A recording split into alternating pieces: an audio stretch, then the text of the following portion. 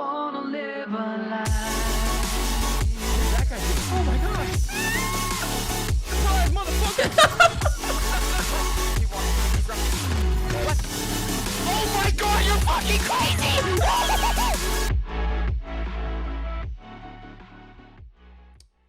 What's up, you smexy individuals? My name is Birdman778 and welcome to our next build video. Today, we're doing a My Hero Academia inspired build based on Bakugo, when we call this Bakugo Zane. So obviously, since Bakugo is the inspiration behind this build, we wanted to focus around explosion. Why explosion? Well, because Bakugo's quirk itself is explosion. From his sweat, he's able to create different beams of energy, giant explosions from his hands where he's able to fly around or just get up in people's faces and deal a lot of damage. Now, in regards to that, it was pretty simple and easy to kind of figure out what type of guns we were going to use for this build, and that is two different ones. I use a Plague Bearer with fire, 300% 90 health. This is the only one I really had. I couldn't really find anything else that like really felt well with the build, so I went with that. And then we also have a Nukem with the same exact anointment.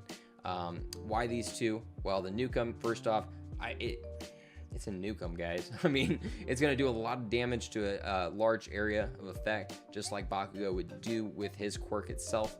And then the Plague Bearer, same exact thing, shoots out a lot of different fire bolts and stuff like that deal explosive and fire damage.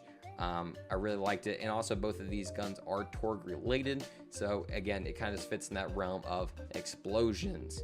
Now, in regards to what shield we're using a one-shotter shield. I really want to do that because one, we want more damage from these explosive shots we're doing, as well as the fact that just the overall aesthetic of whenever you do that one shot kind of looks like one of Bakugo's attacks. We're also using an antifreeze shield. Has splash damage, heavy weapon damage, and weapon charge speed. This is really helpful for the Plague Bearer and the fact that we're able to get those charged up shots faster.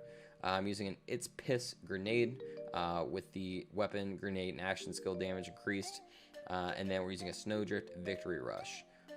Why these certain items?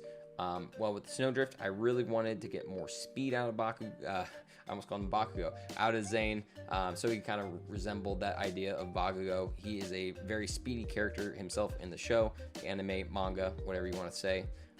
So that would be definitely helpful. And then the antifreeze, because it's going to get us more of that damage that we're looking for with these very heavy guns.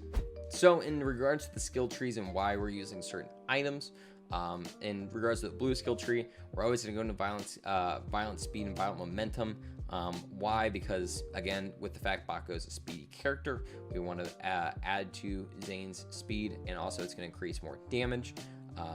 We are also going to make sure drone delivery is on there because we want that It's Piss grenade to drop, so we can get that extra bonus as well. And then we're also going to have the Seeing Red on.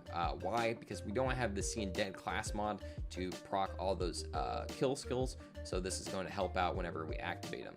Now, as well, I added the Boomsday onto the Sentinel itself because I want to have more rocket, more explosions, stuff like that going as well. In regards to the red skill tree, always go Synchronicity, a little bit into Borrow Time, and then Donnybrook, and then Supersonic Man, get more movement speed for those action skills that we have. Also, the fact that in this build, you're going to be seeing a couple different one-shots we're doing. I really want to make sure that even if we don't have the Mayhem modifier Speed Demon helping us raise our speed, we're at least able to get a little bit more just from activating our action skills. And then finally in the green skill tree, Adrenaline, Ready for Action, and then Confident Competence going as well. Now, in regard to this, we're also using Barrier, increase more damage for us. We're going to use a Charged Relay, get more movement speed, more reload speed, and then the All-Arounder, just because I like having a little bit more cover and cooldown for the Barrier. Now, in regard to the Mayhem modifiers we're using, Speed Demon, I want to be speedy, I want more damage out of everything. The mob mentality is kind of just like an easy one. It just rolled. It doesn't actually, I really don't ever notice anything out of this, especially with this build itself. You're going to be seeing throughout the playthrough. We are doing a lot of damage to mobs, especially with the Nukem. So whenever they get together, honestly, they're pretty much just helping me out. Pool Party, again, don't really notice that with the barrier being up. Now there is a couple times I die while using this because we're not using that See and Dead class mod to keep up our action skill, but at the same time we get it back so fast it doesn't really matter. And then I have Post-Mortem as the very hard modifier, just because I really didn't want the buddy system kind of messing things up and kind of ruining some of the kills we were getting. And also you can pull out the Plague Bearer and pretty much one-shot the death that follows you around if it's ever an issue. So as you can see throughout this build video, we are having a couple times we're able to one-shot bosses. In regards to Grave Ward, we were able to slide, shoot the Plague Bearer at him and get a one-shot off. Technically, it is a little bit of the after damage on him, but at the same time, we only had to shoot one bullet for him to die. In regards to Gigamind, we had to do a couple different times. It wasn't really there was no one shot there, but he was able to be killed pretty fast. The ads around him were never really an issue, just because if there was, we just would one shot him. Tron, either general or captain, we were able to one shot him, just get a little bit of speed. In regards to Captain Tron, his ice shield tends to be a little bit of an issue with this build as you're dropping down. So I always recommend killing at least 2 of the ads out front, just so you're able to gain some speed. Make sure that even if you get stopped by that ice wall, that you can get that one shot off there. Now, this isn't, again, just a one-shotting build. We're able to one-shot bosses with it, but at the same time, it's pretty versatile. A lot of the inspiration from this build is from a fellow streamer, Thick Fillet. He has a Nukem Zane build out there. So a lot of this is from him. So go check him out, twitch.tv/thickfillet. Dude's popping off, so definitely mad respect for him.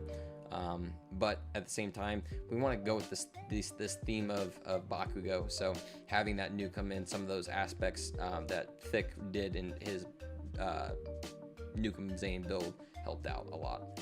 Now guys, we're going to be having another community build coming out here soon. We're going to kind of postpone that for the moment, just because we have the new DLC Bounty of Blood coming out this Thursday, June 26th. I'm really excited to be getting started on that. Be looking out for some videos on different guns that might be coming out, or just an in general playthrough we might do. I'd love to be able to see you guys there for that.